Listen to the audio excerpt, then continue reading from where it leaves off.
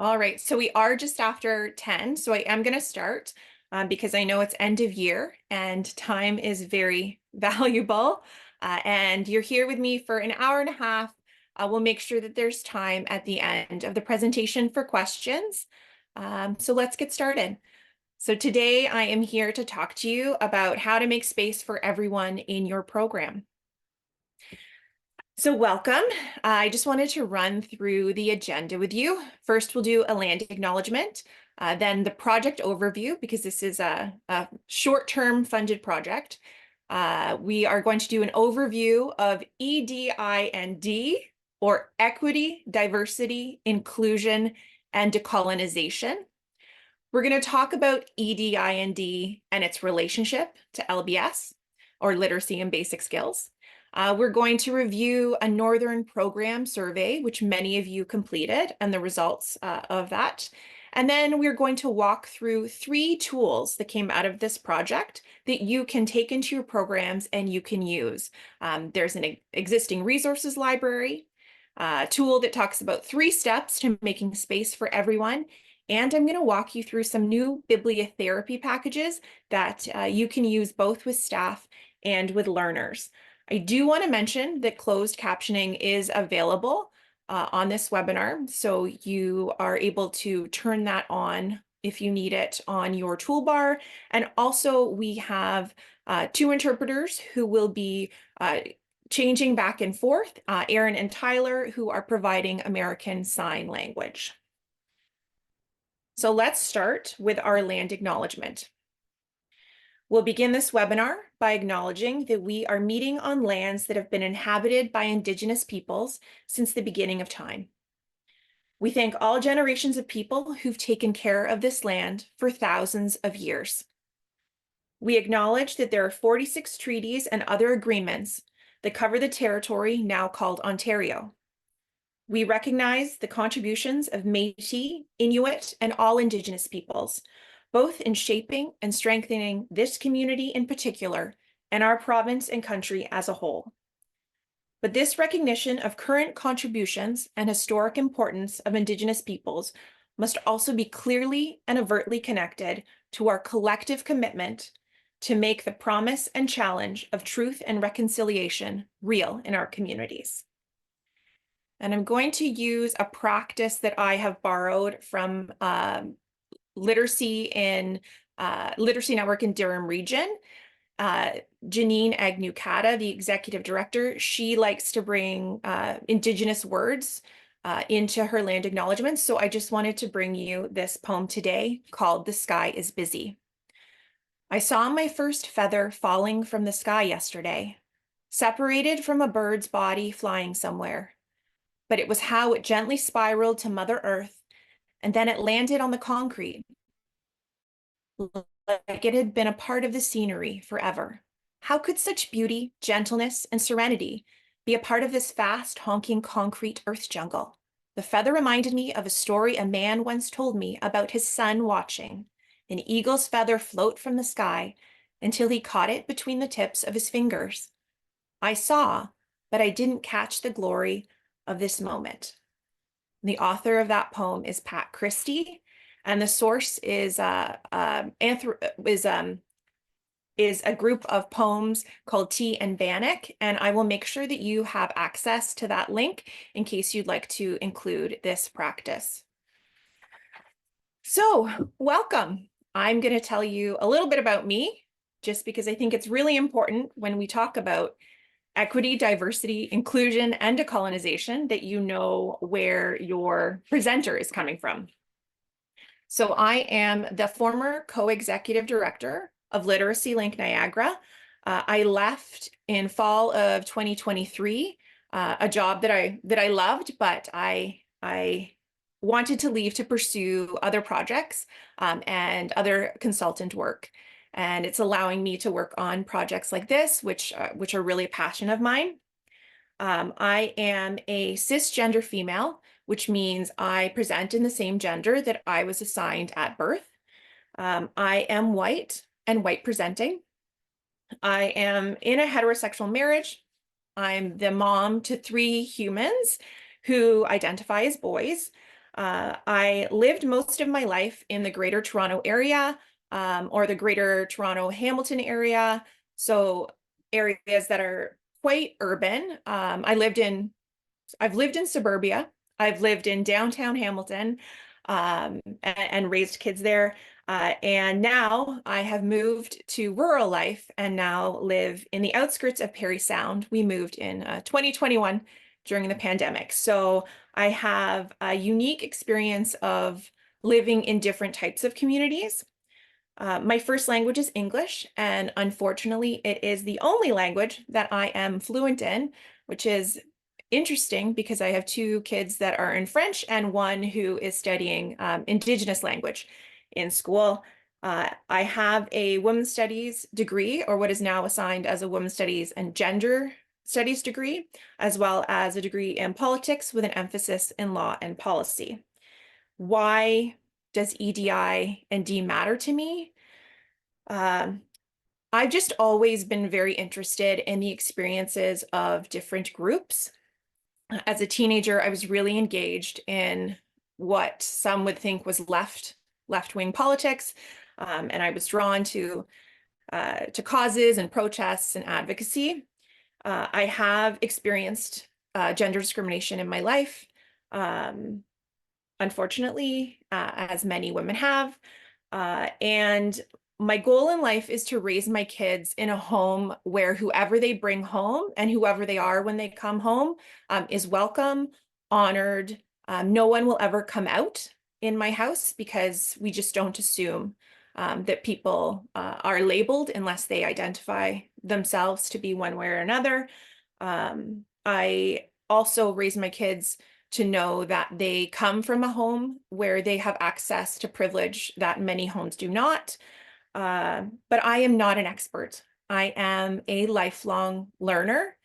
And my belief is that an uncomfortable dialogue is better than no dialogue. So there are some things that I might say today that you might not necessarily agree with.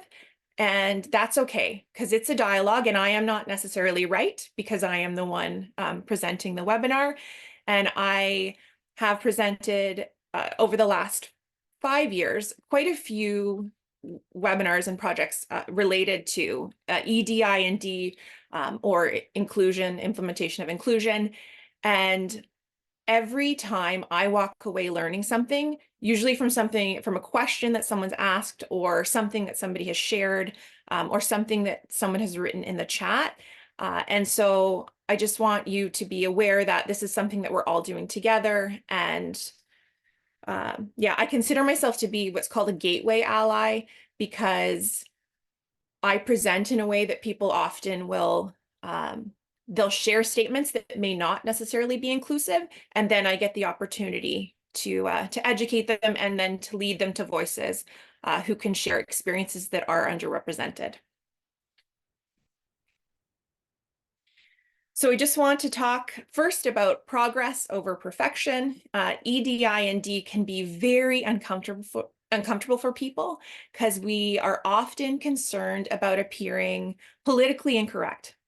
And so sometimes it's easier not to do anything. But again, I want to encourage you to have that uncomfortable dialogue. So I talk about progress over perfection. Get good at identifying the issues. What makes you uncomfortable? What doesn't feel right in your organization? And then start there. Just small steps. You're not always going to be perfect. Rome wasn't built in a day, as they say. And I just want to point out some issues. Obviously, I think that this is a progressive project.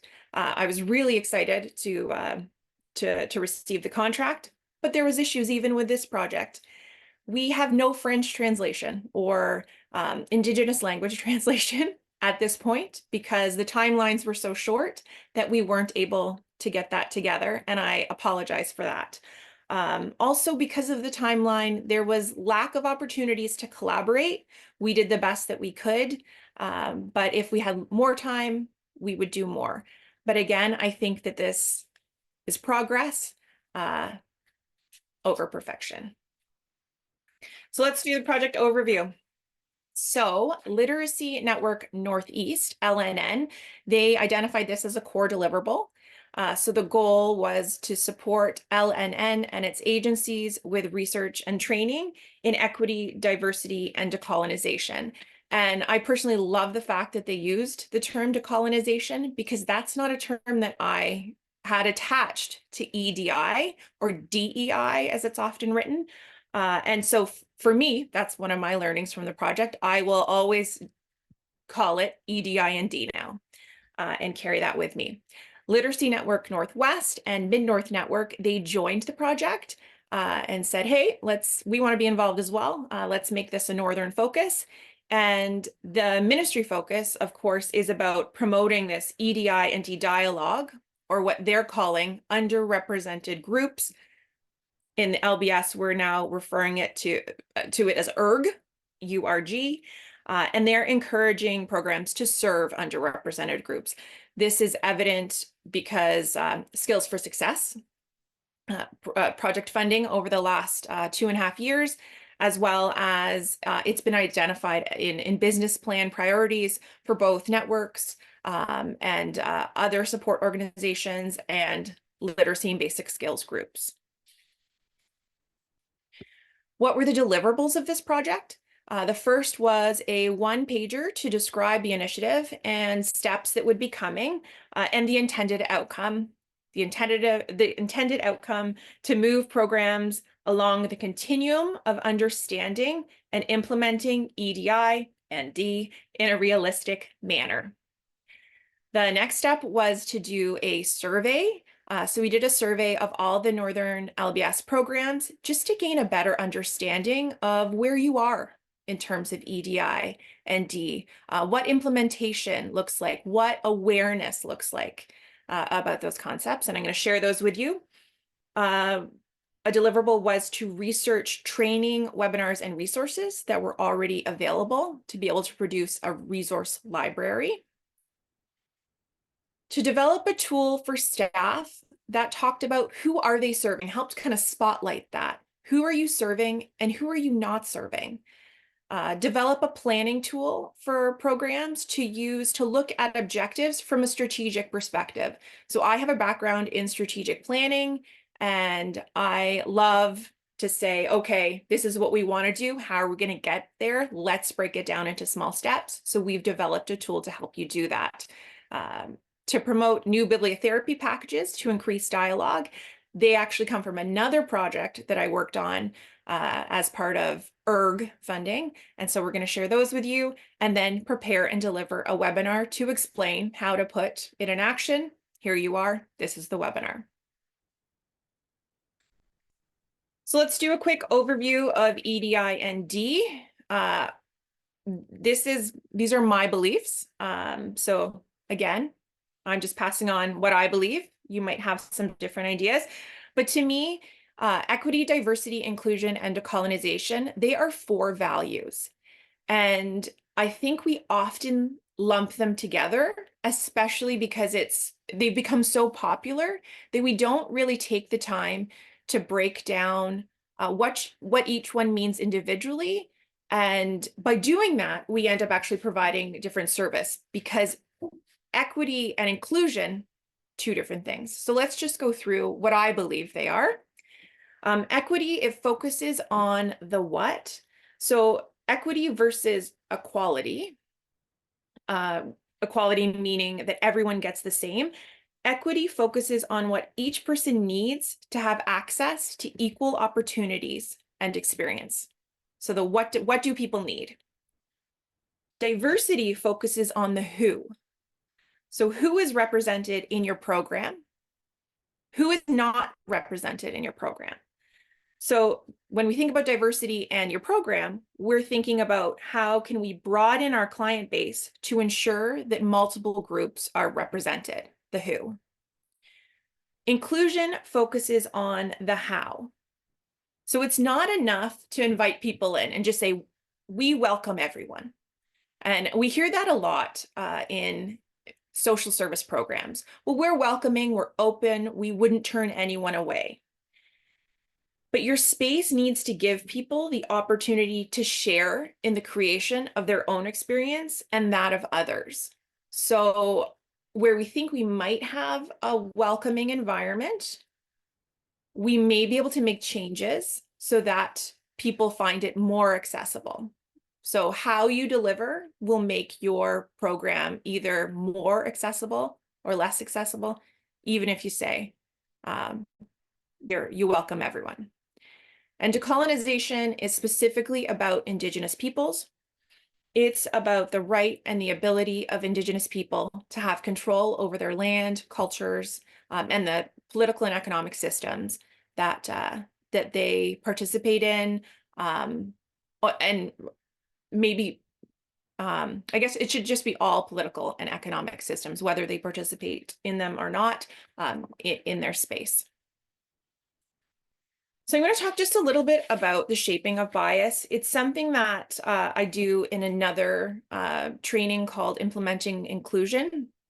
And I like to talk about bias because often we think of bias as negative. And so we talk about the need to be objective.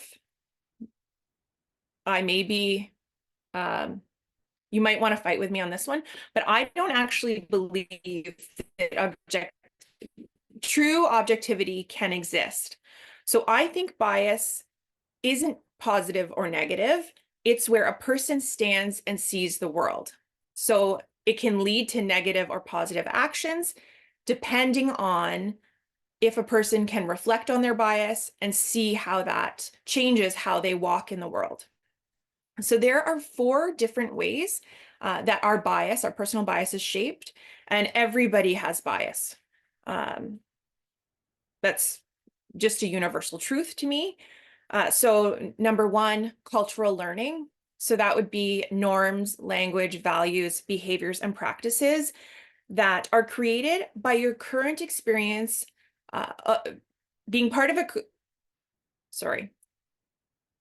it's your current experience in a group that you identify with. So if you identify as a specific culture, it's all those pieces that are associated with that culture, which becomes that cultural learning. Then there's the historic group learning and cultural narrative. So these are experiences, stories, histories, thematic beliefs that are associated again with a group that you identify as part of, but they are historical. So when we think of things like the trauma that still has large implications from residential school system, or the treatment of French language speakers historically in Canada, that would be historic group learning and cultural narrative. Then, of course, there's your own lived experience, which is that individual learning and narrative. So when you walk out of the door, what experiences do you have? What associated trauma do you have with those experiences? What history do you have that you carry with you in your life? So that's just solely you, and that's one way that bias is shaped. And then, of course, there's the social and institutional learning. So patterns of historic behavior in relevant institutions. So easiest one to look at is schools. We often look at elementary schools when we talk about social and institutional learning. So for example, good news is that Black history is going to be included in the provincial curriculum. For the first time in the way that it's going to be rolled out in the next few years, but that hasn't been there. So the lack of that knowledge, that experience, that understanding has shaped many kids and their understanding of Black experience as they go through the school system. And this, of course, carries into colleges and universities.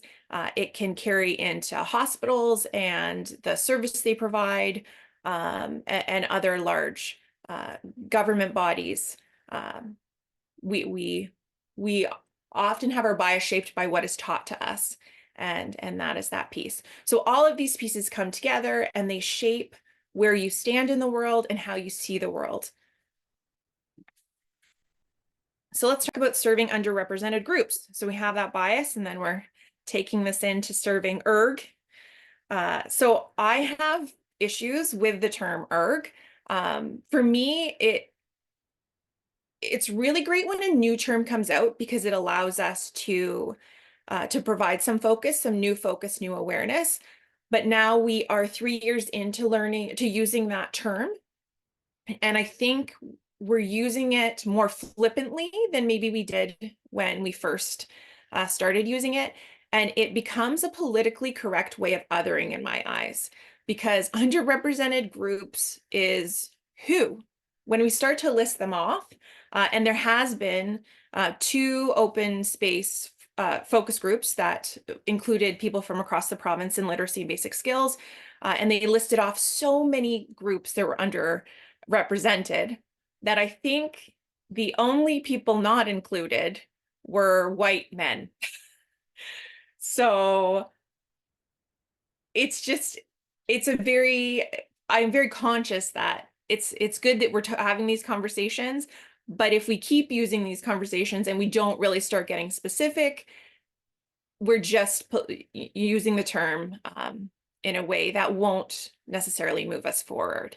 Of course, not everybody finds identity in a group, who finds identity in a group is the same. So somebody who is Black might have a very different experience from someone else who is Black. And not everyone who finds identity, sorry, I saw a spelling mistake, and identity in a group has the same experience.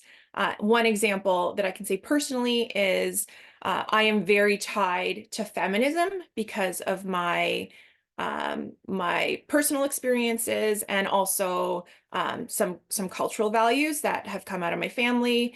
And I have talked to several women who come from a very similar background to me who would not identify as a feminist, and because they haven't had the same experiences that I have. And of course, people find themselves in many different groups and many different identities and many different labels, or today they won't label themselves, which is also a label in its own way. And so the layering of these identities, they lead to the point that we should not oversimplify the issues by using the term ERG, and by continuing to kind of other. So a few more problems with othering. I find that land acknowledgements, I am a supporter of land acknowledgements, and I'm happy that it's become standard practice, but I've started to listen to more and more people use them. And in the groups that I'm participating in, it's often white people thanking Indigenous peoples as if they are not represented in the group. So instead of it being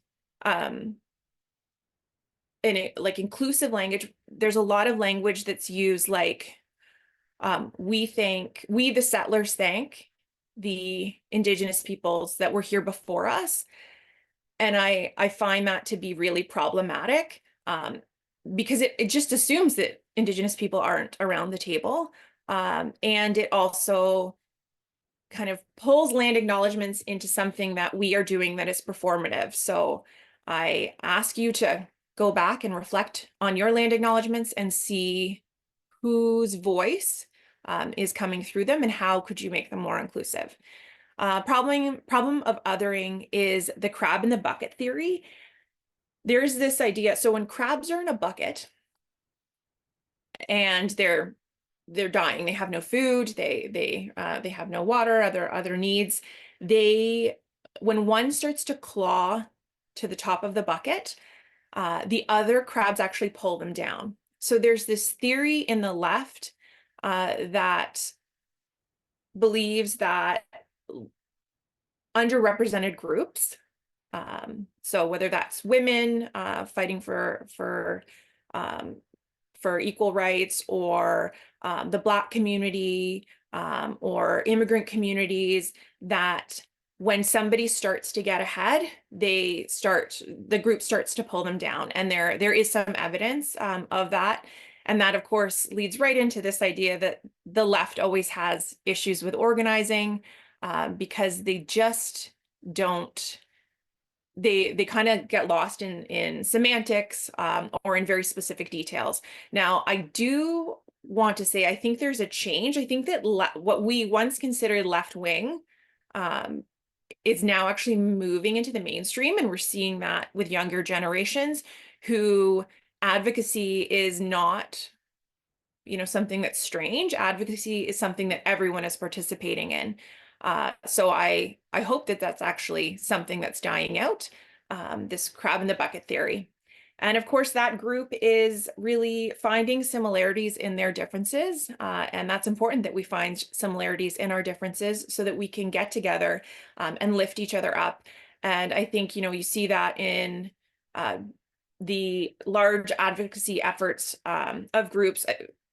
The Black Voices Matter and the Every Child Matters, those two groups really supported each other in 2021 and 2022 with the mass protests.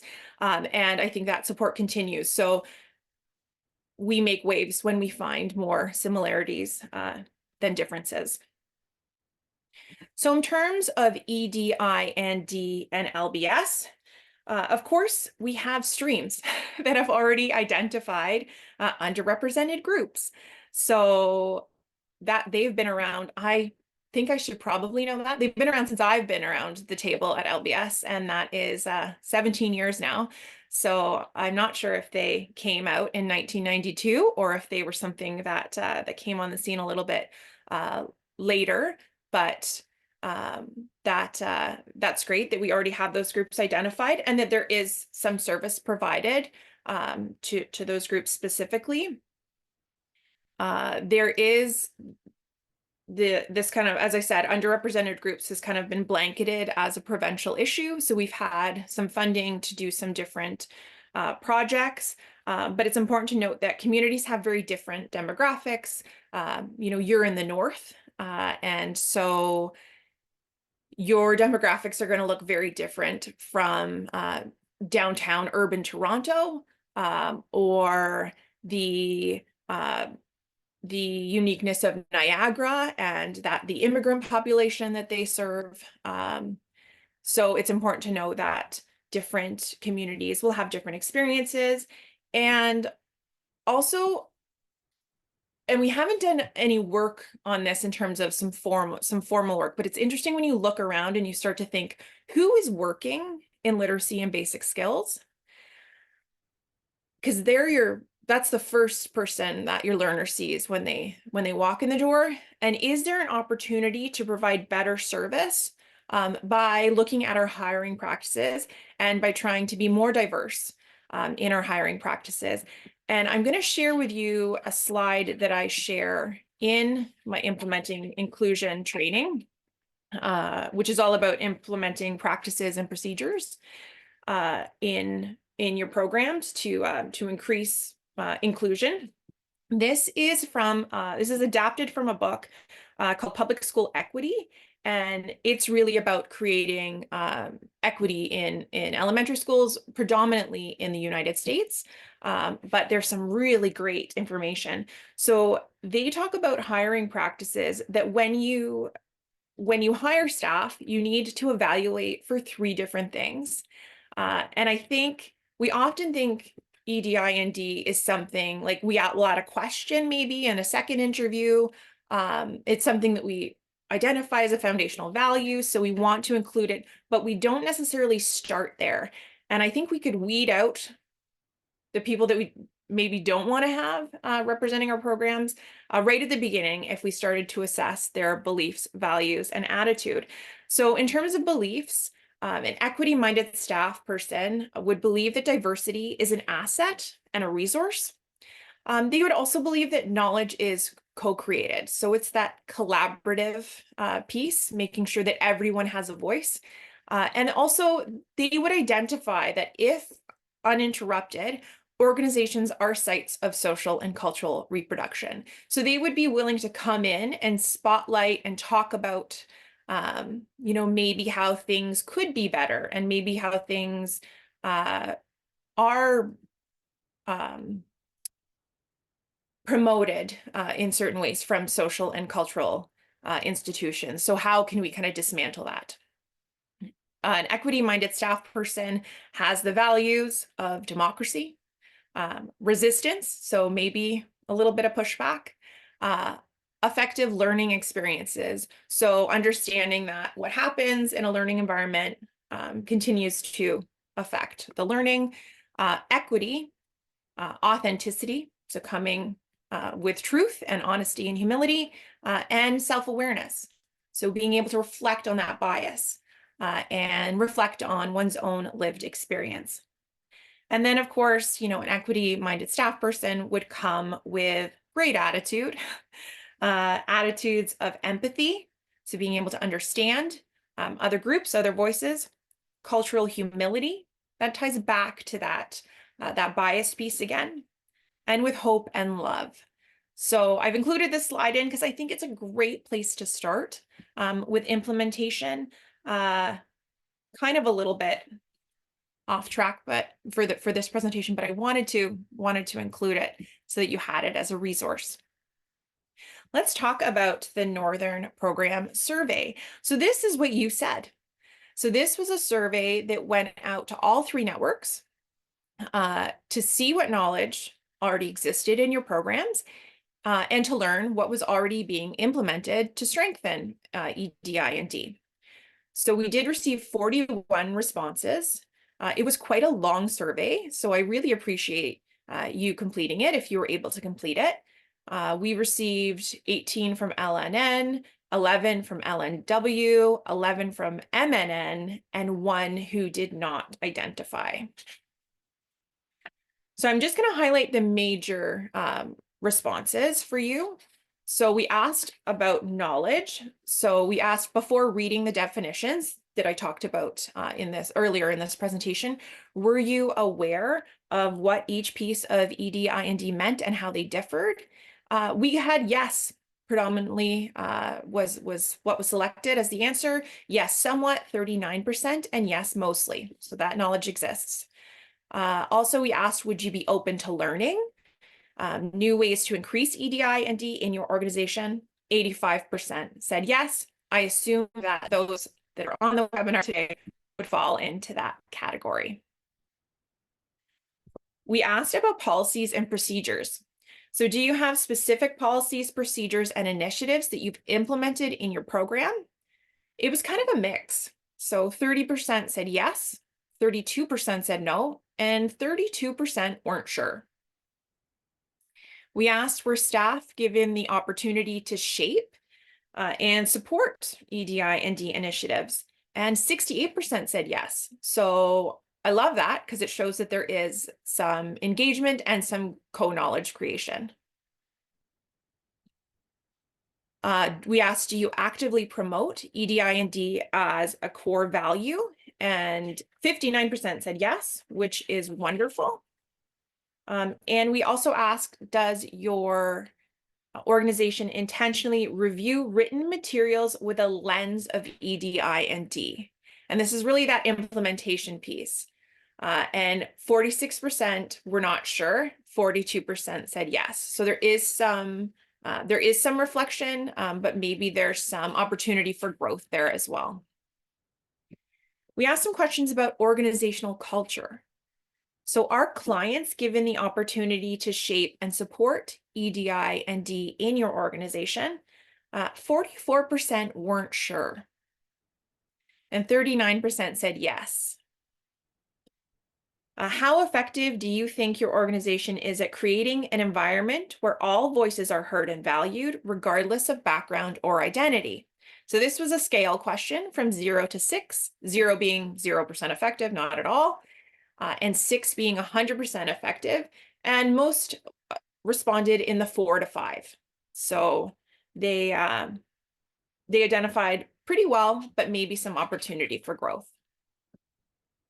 Does your organization promote cross? 2 seconds while I put my own notes. Does your organization promote cross-cultural understanding and collaboration between employees, clients, and our partners effectively? 56% said yes, so more than half, but 44% were unsure. Opportunity for growth. Has your organization provided professional development opportunities to your staff to help build knowledge of underrepresented groups or EDI and D concepts? 59% said yes. Does your organization regularly self-assess how well EDI and D is embedded in your daily practices? And we just asked once a year, at least once a year, and 51% were unsure, with only 29% saying yes. So what can we learn from this survey? The knowledge is really strong. So EDI&D, even though maybe it hasn't been said like that, equity, diversity, inclusion, and decolonization, but the concepts of EDI&D, you know them. This isn't something new. It's not, this isn't a revelation. We also learned there's lots of dialogue going on in your programs about EDI and D. So it's great because it is being discussed. Uncomfortable conversations are being had. There's a good level of policies and procedures related to EDI and D that are implemented in your organization, but there is room to grow. So what I gather is there's some foundation, because there were some comments as well made on this survey, and you will have access to all the comments. From what I understand, there is the foundational value has been identified, but maybe there's room to be more specific about the processes and daily ways to implement that foundational value. There's an opportunity to increase organizational culture of collaboration or that knowledge co-creation. And that came out in the question about learners. Are you engaging them? Are they part of it and part of shaping? And that is one really good way to implement EDI and D is to include your learners as part of the space and collaborate and about how can you make this space more open. The opportunity for some to make EDI and D a core and foundational value, and the opportunity to share resources and practices that are already working in the North. Because in the comments, there were quite a few really great ideas, things that were already being implemented. So there's the opportunity for mentorship. And I encourage you to talk about them, talk about what's working. Maybe this is something that comes up at the literacy service plan table, and you can share these pieces because you're doing it. And maybe that information needs to just be passed on and broadened to other programs. So we're going to talk about the 3 tools that were created as part of this project or related to this project. The first one is a resource library. This is a living document. We're going to talk about a 3-step tool that was actually 2 of the deliverables from the initial contract that were kind of merged together because they flowed really well into each other. So we just kind of put them into one tool. And then I'm also going to share bibliotherapy packages with you that you can walk away with and use today because they are complete and you will have the link. So the resource library, I'm going to take you to it in just a minute. I just want to share 2 things about it. When we started to build, so I actually, I had a colleague work with me on this, and we started talking about how are we going to do this? We just knew that we wanted to build a resource library, but what would that look like? And should we start naming groups?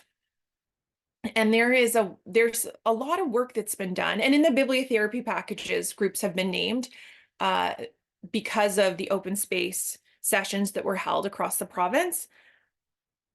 But it didn't feel right when we started to build the resource library because it was really us choosing articles and two women who have very similar experiences selecting these articles. It just didn't feel organic. So we decided that we would focus on the concepts of EDI and D to broaden the understanding of those concepts and the difference of those that exist in those four values. So I'm going to share it with you. Let me change my screen here.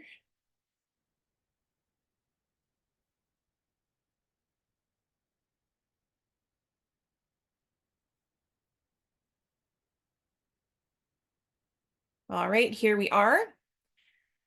So this is the list that we created. So this is in a Google Doc. You will have the link to it, and you can actually add to it. So it should be a living document, and something that maybe your staff visit on a regular basis, or maybe it's something that new staff are asked to use as part of onboarding. You could even use it in your hiring practices. There would be some unique ways to use it. So several opportunities, but what we've done is we have selected articles that are specifically related to each core value. So here's the title, here is the link. Everything is linked. Rather than having paper copies. I know there are a lot of very good resources in books. I have a whole bookshelf of them, but we wanted to make them very accessible for you. And then we have topics and keywords that will, kind of help you sift through if you're looking for specific resources, and then a summary of the article or material. So I'm not going to scroll too fast, but just so you can see, there's equity, diversity, inclusion,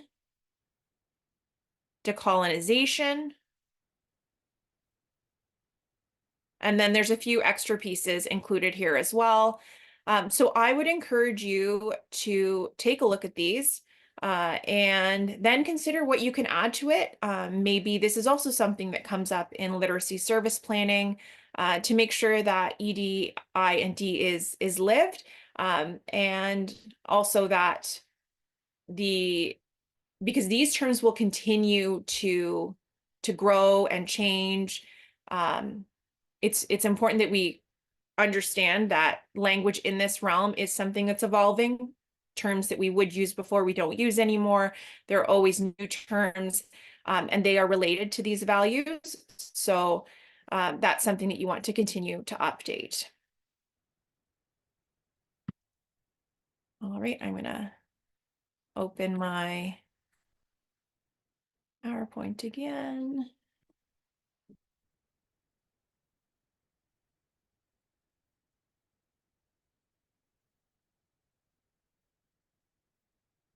All right, so the next piece is that 3 steps to making space for everyone.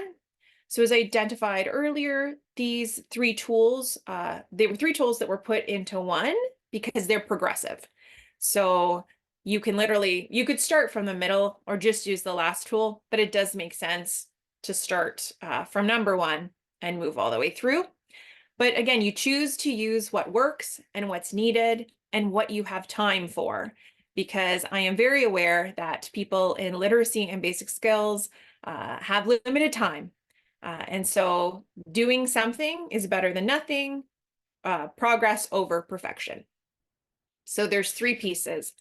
There's the beginning piece, which is where are we now? This is about finding your starting point. So that's a reflection of your organization.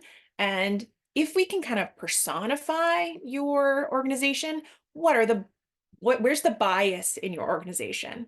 And again, I said that's not a negative or positive thing. It's just honoring where you are and the experience of your organization and its service. The second piece is where could we grow? So this is saying, okay, here's our starting point. What are our opportunities? So where can we, what can we explore? What can we make better? How can we progress? And then the final step is inclusion and action. So we've identified those opportunities. what are we going to do to implement them and to put them into action.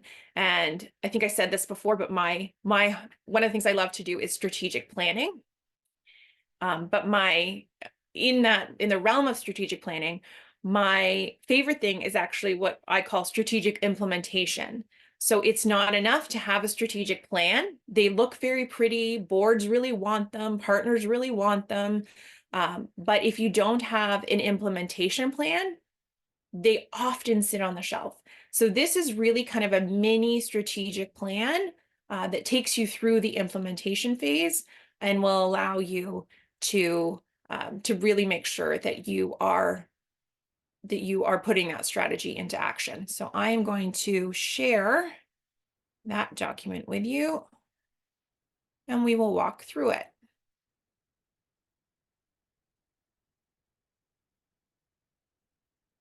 So here we are. 3 steps to making space for everyone. And again, I said, identify your starting point using the Where Are We Now tool. Choose a goal or strategy from the Where Could We Grow tool.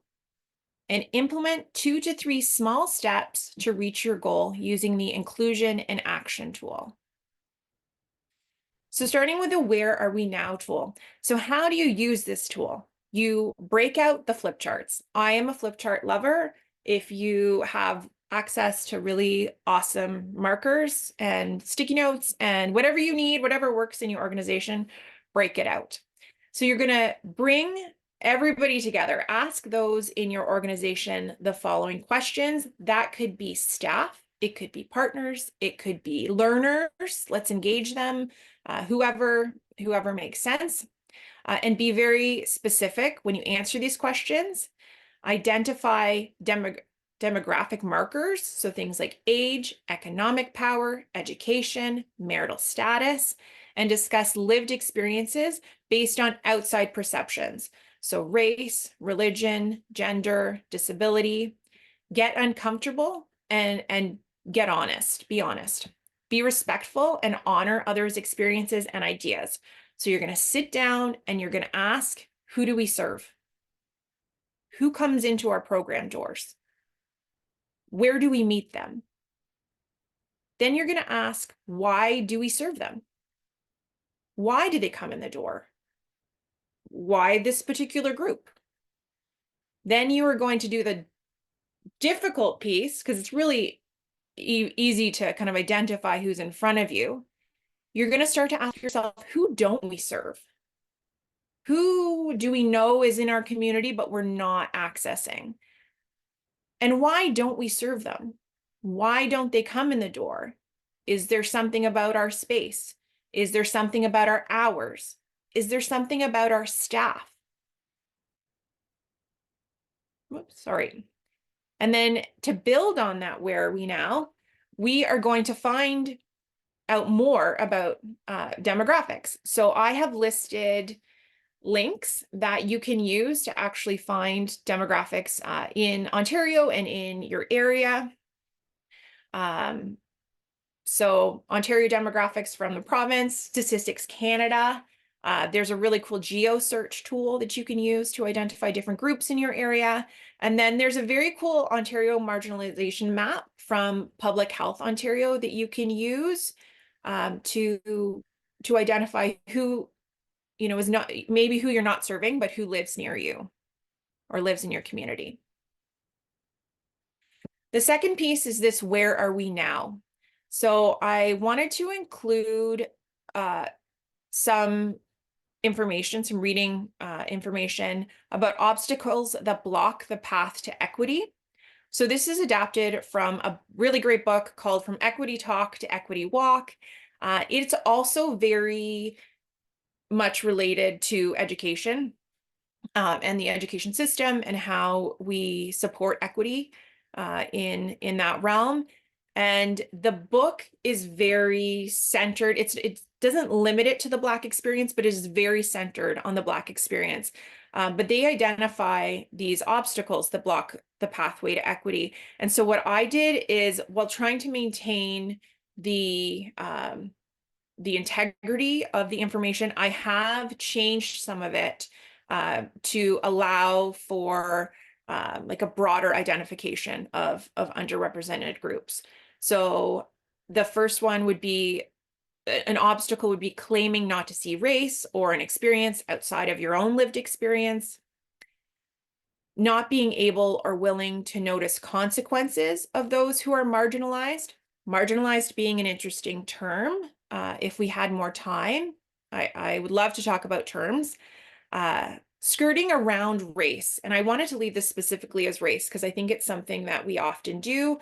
So avoiding racially coded language.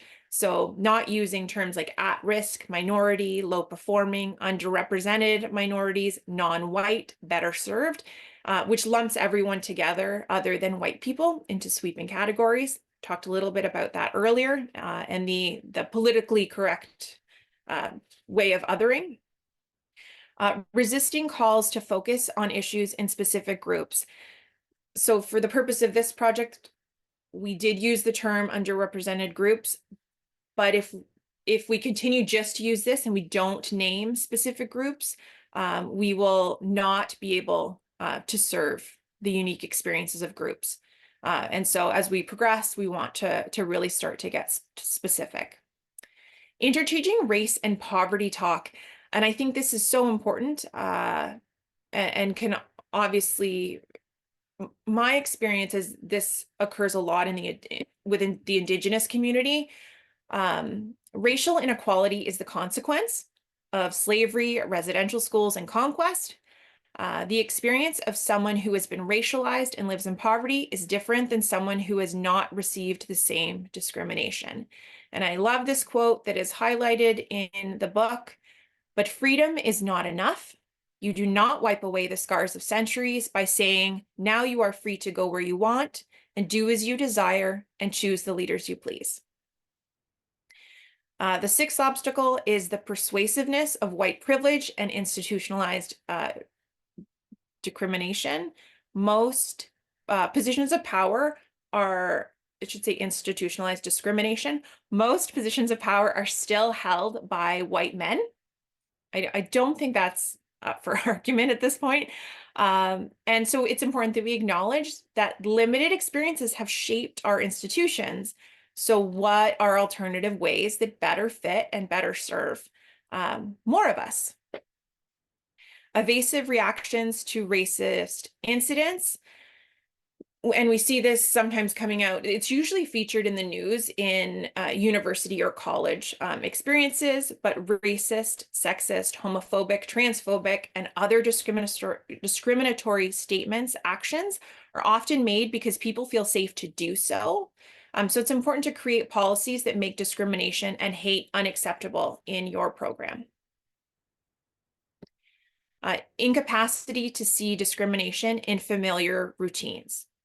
So we tend to add equity policies to our, as a foundational value, we add them into our HR and into different policies in our organizations, but we don't review old or habitual practices to see if they fit with inclusion or don't. So it's really important to have an inclusion policy. That's something that's a training that I also provide, is writing inclusive policy and then using that policy to magnify foundational habits that you can adapt in your program to be more inclusive. Number 9 is the myth of universalism.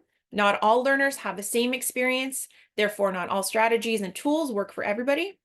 And apply and adapt apply for grants and projects and then that adapt and meet the needs of specific learner gaps and learner needs. And this goes back to this idea that if I say I'm welcome for everybody, well, I am, right? I'm saying I'm welcoming, but it's really not enough.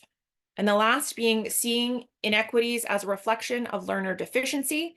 So instead of trying to review where a learner has gaps because of their lived experience, review your program to find the gaps where you are not serving the learner.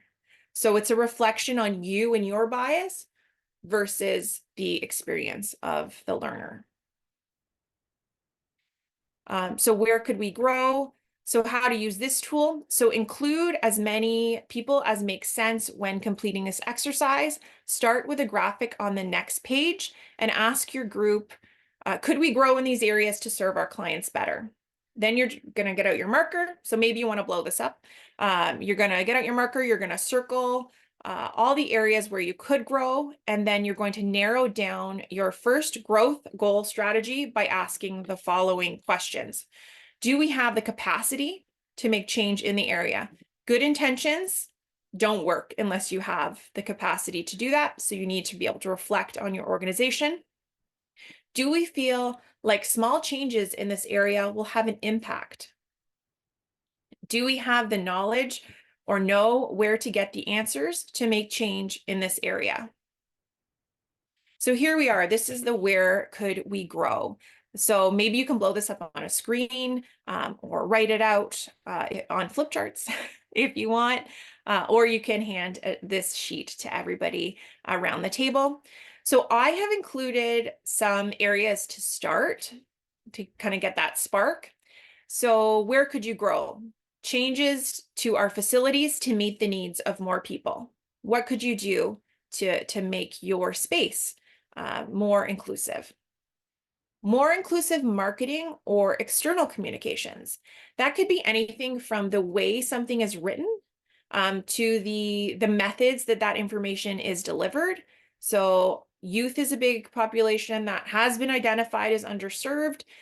So maybe, you know, that's investing more time, effort into your social media campaign, or moving to, you know, text as a form of external communication, because that group seems to want to receive texts over email, and they definitely don't want a phone call.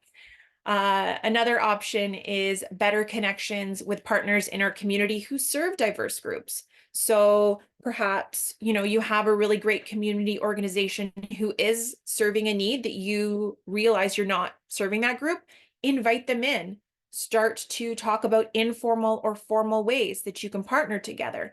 Maybe it's going into their space and just having a learning interview.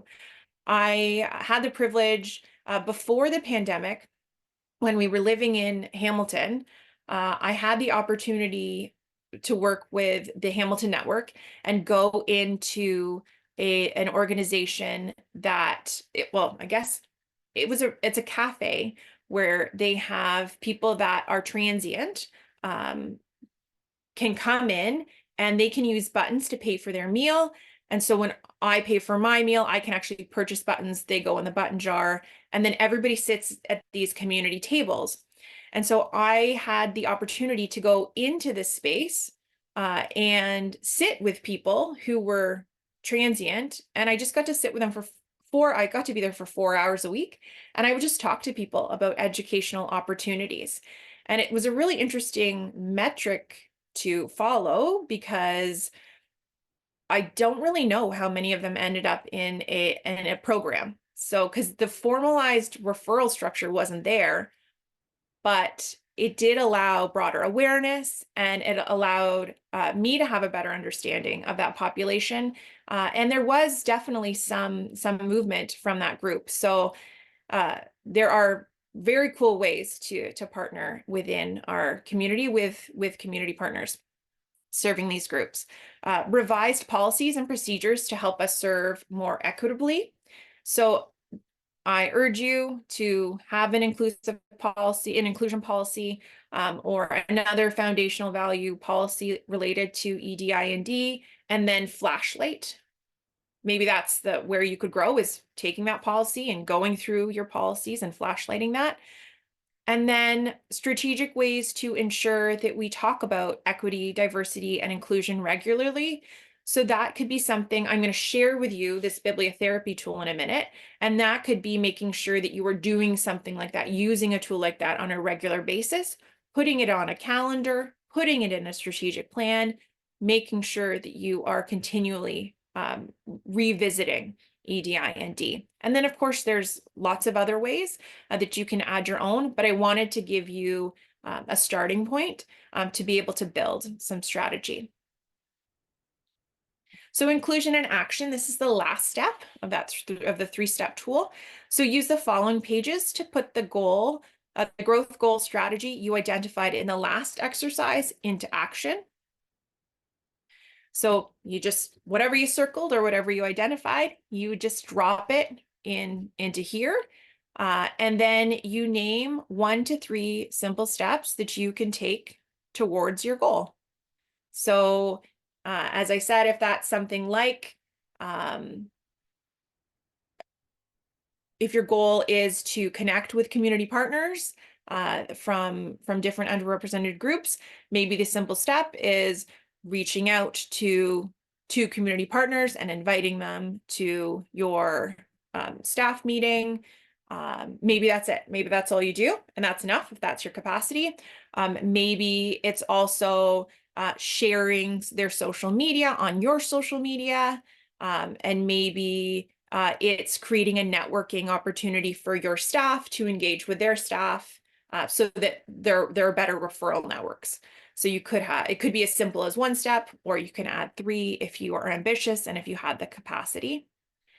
And then we actually break down the steps. So break down each step into what I call tiptoes or small steps that are manageable. Identify resources, knowledge that you need to be successful, because it's really easy to say on a piece of paper that we are going to connect with 2 partners, and then you get to your next meeting a month or 2 later and go, did we connect with those partners? And everybody goes, well, who is going to connect with them? So it's really important to be specific.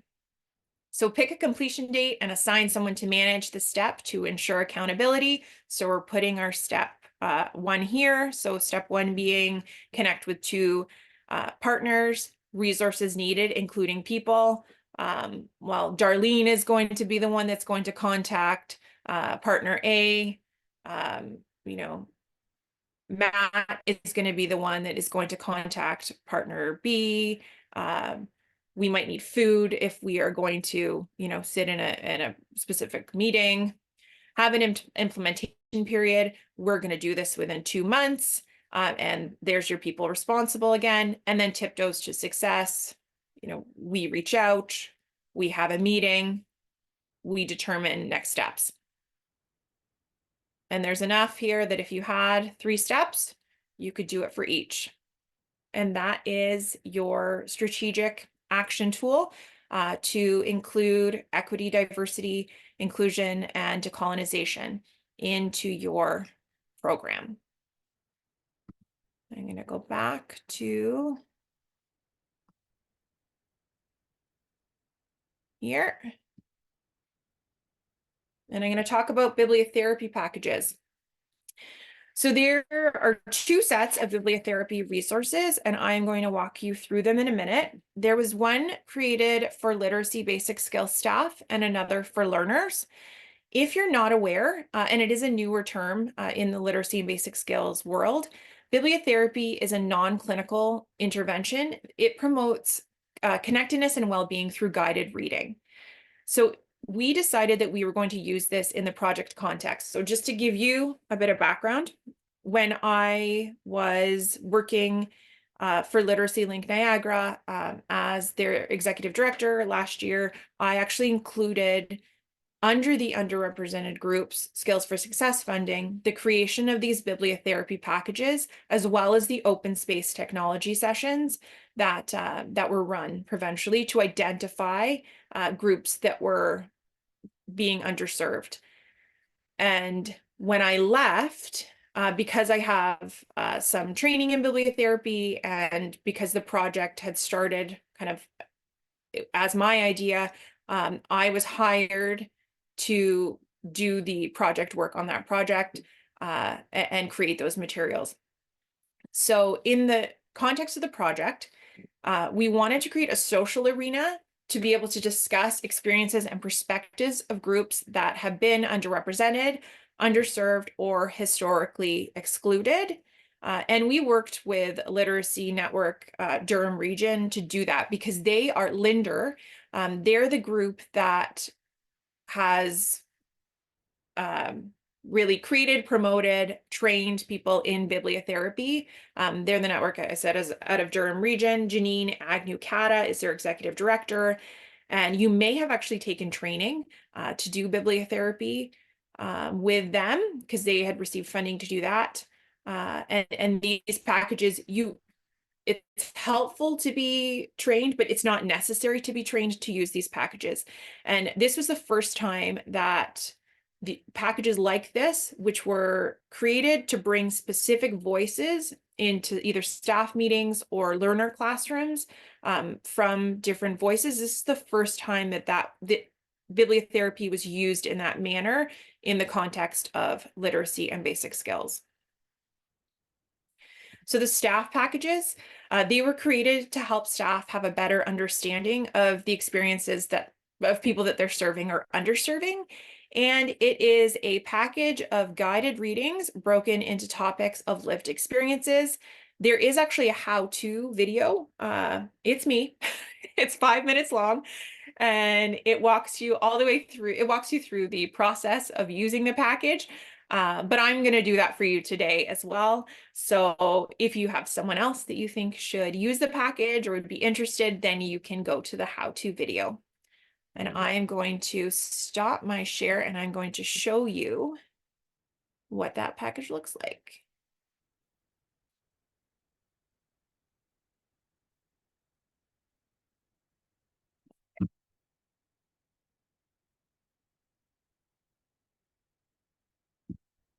So here it is.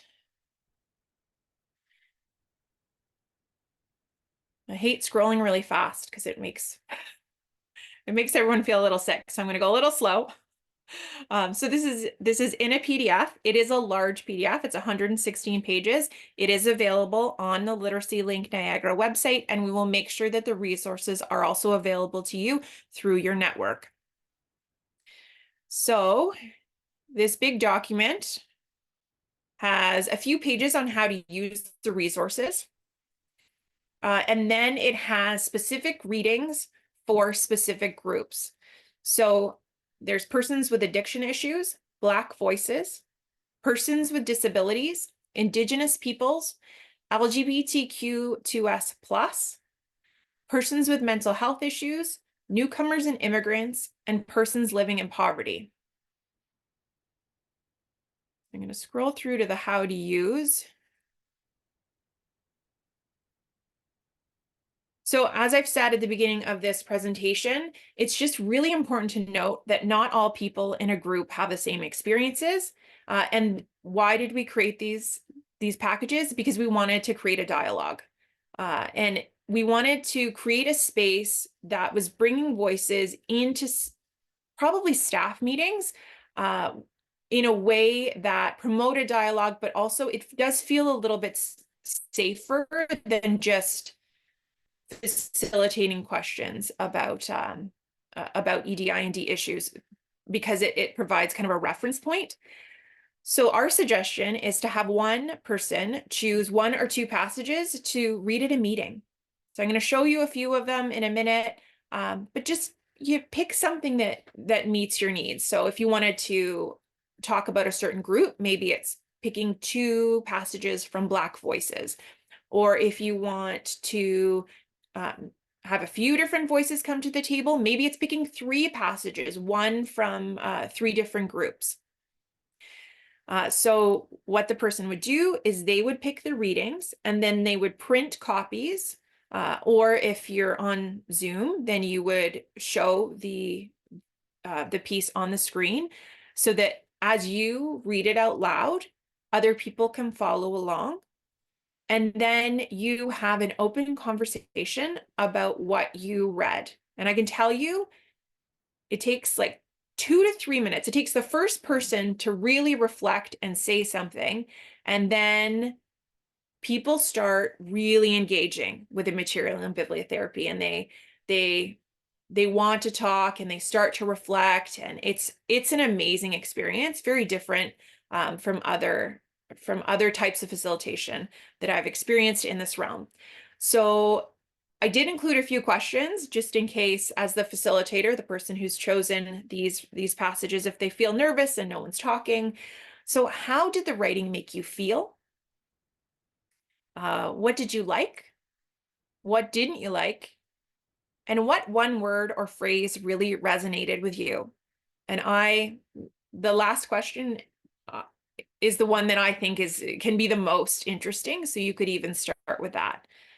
I suggest that you put these tools on your agendas regularly. So that could be choosing one package and then reading one package for several months. It could also mean picking one passage from a different group every month in your meetings. And it doesn't have to be long. You could do bibliotherapy for 10 minutes. You could do it for an hour. It really depends on your group and how you want to engage and use the materials. So it's important to know that these packages, they were compiled by 4 white women. And I just always like to honor where I stand, and as much as we wanted to be objective, as I said, bias exists in us all. But all of these pieces, they are from their voices from the group that they represent. So it's not someone talking about mental health challenges. It is about from the outside. It is about somebody who's experienced those challenges, who is writing and sharing that experience. And that is, to me, that is the closest that I can get to being objective, because I'm bringing those voices and not using my own. And it was developed, as I said, with money from the government. So I'm going to try to make this smaller. So at the beginning of each package, you'll find just a page that identifies the group, that has usually a definition or something associated with that group. So this is a definition of addiction or substance abuse disorder from the Government of Canada.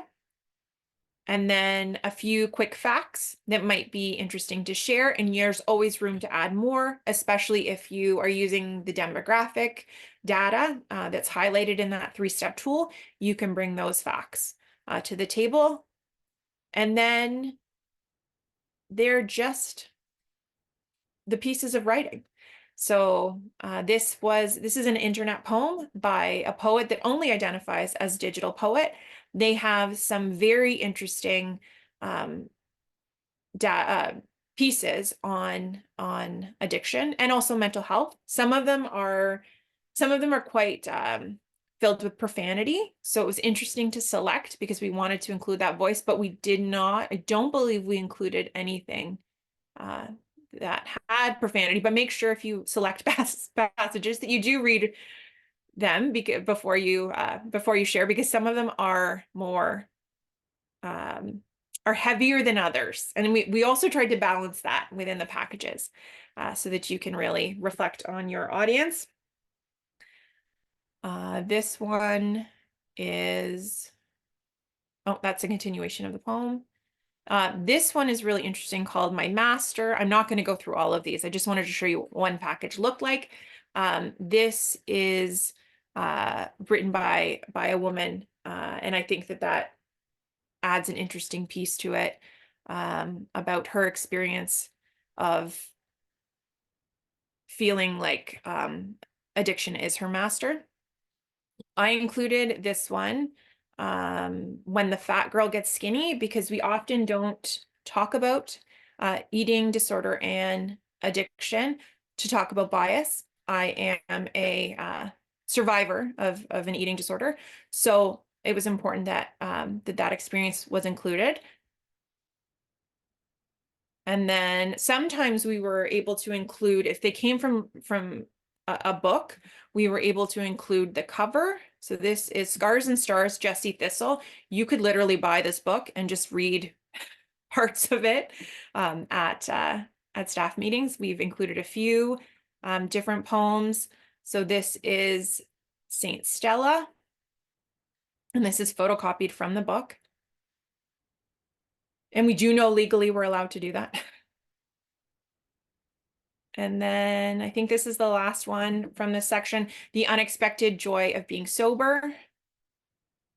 And I think this one is really interesting because this is a great book. This is about from somebody, Catherine Gray, who became sober, and surprising sober bonuses. So as I said, some pieces are more heavy than others. This is much lighter. And so it's a really great way to introduce the topic and have that discussion with something that's much lighter. Surprising sober bonuses. I smell nice. I get letters offering me credit cards. I check out of hotels early. No more can we chat paranoia. I look in fridges now and see food. My birthday cards are no longer all alcohol related. The revelation of spare change. Rain doesn't make me murderous. And no more replacing coats, bags, cards, phones. And this continues on. So there are a lot of great pieces in this 116-page document. So I hope that you can take the time to explore, and it's a great strategy to start with if you want to grow your implementation of EDIND.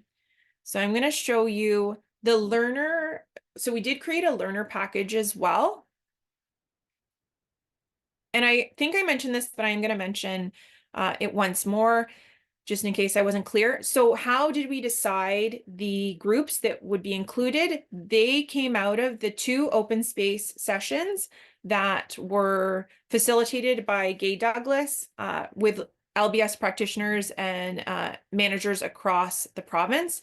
So they were held online, and they asked people to identify who was not being served in their groups. And then there were breakout groups that talked about how we could better serve them.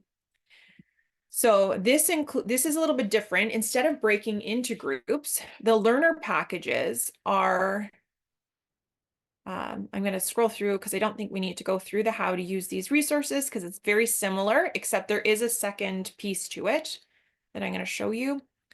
Where are we? So these are, it's just a mixture. And these are also represented in the staff meeting, so in the staff books. So you could actually do it in your staff meeting and then also do it with clients. And it's a smaller document. It's only 34 pages. So this is when we were alone. Children's books are really great to use in bibliotherapy. And this is from my own bookshelf. It's just a piece that we read with our kids. And I also like the pictures for learners or for staff, because often pictures make us feel something. And it's just a few pages of the book. And then Anthem by Leonard Cohen is actually one piece that is, it's more general, so it's not associated with a specific underrepresented group. So it's not a voice the same way, although it is a voice, and it's not specific to a group. And then there's several more. So here's another, Every Human Has Rights, and it's through photographs talking about different rights. So there are specific pieces that we identified were a good fit to take into a learner group. So if you were taking this into a learner group, we have created a PowerPoint that is associated with it, and all of the directions are in a how-to video, as well as at the beginning of that resource document. But we did create a 4 slide PowerPoint that you can share. So it starts with a voice. It's called a voice other than my own, which is what we also called our bibliotherapy packages. It talks about group agreement. So today we will participate in a respectful learning space. respect confidentiality, allow uncomfortable conversation, and engage in compassionate discussion. And it gives a script below. So for a practitioner who's concerned and feels uncomfortable introducing the topic, we've included some pieces there to help you follow along. And then there is a piece on understanding bias. And again, there's a script below. So what is bias? It breaks down the 4 different types. And the definitions are included below. And then overt versus covert bias. So these are really big topics, but very interesting to take into a learner classroom, especially since, people have different experiences of bias. And then it takes you into bibliotherapy. So you would choose one of those pieces from the package, listen and read along to the piece of writing. What did you think about what you heard? And then there are additional questions. And then one thing I forgot to show you is, I'm going to scroll through quickly so I don't bring you back and then have to do it. Here we go. I'm going to go back to that learner package. So at the end of the learner package, we actually included some opportunities for your learner to do some writing. So this is optional, but we did create a few pages. What does it mean to be included? And what does it feel like to be included? What strategies could we use to create an inclusive and supportive community for learning? And that can, of course, tie back into your strategic planning too. Maybe that's something that you do to engage learners in that conversation or not. Why is it important to create an inclusive and supportive community for learning? So there's reflection there. And that is the last piece. So that is all available on the Literacy Link Niagara website, and I will also make sure that you have access to it as part of this training. Let me feel like I'm jumping around a lot here. Oh, wrong one. Sorry. Here we go. Okay. So I walked you through the learning packages without using this slide. But that is it. So those were the 3 main tools that were created out of this. We did have a lot of learning. My suggestion is progress over perfection. If you ever want to talk about EDIND, if you have resources, if you have suggestions about the language that I use or resources that I should talk about, you can email me here. We will make sure that everything is available to you. If you have any questions, you can, I don't know what that looks like right now. If we can actually have webinar, I usually use Zoom differently. So now that we're in a Zoom webinar, I don't know if you can open up your mic or if you can type it into the webinar chat. If you have any questions, I'm happy to answer them. Or if not, when you leave this webinar, you will have an evaluation pop up. It's 2 really quick statements that we just want you to flag for us. My overall knowledge of equity, diversity, inclusion, and decolonization has increased. Completely disagree, somewhat agree, completely agree. And then the second one, using the same rating scale, is the resources shared will help our program increase awareness and or provide better service related to equity, diversity, inclusion, and decolonization. And Sarah's just saying we don't have any access to mics, but chat is open, or you can use the Q&A. All right, I don't think we have any questions. So I hope you have a wonderful day. I hope you walk with the mantra of progress over perfection, and you will be hearing from us with resources soon. So have a wonderful day.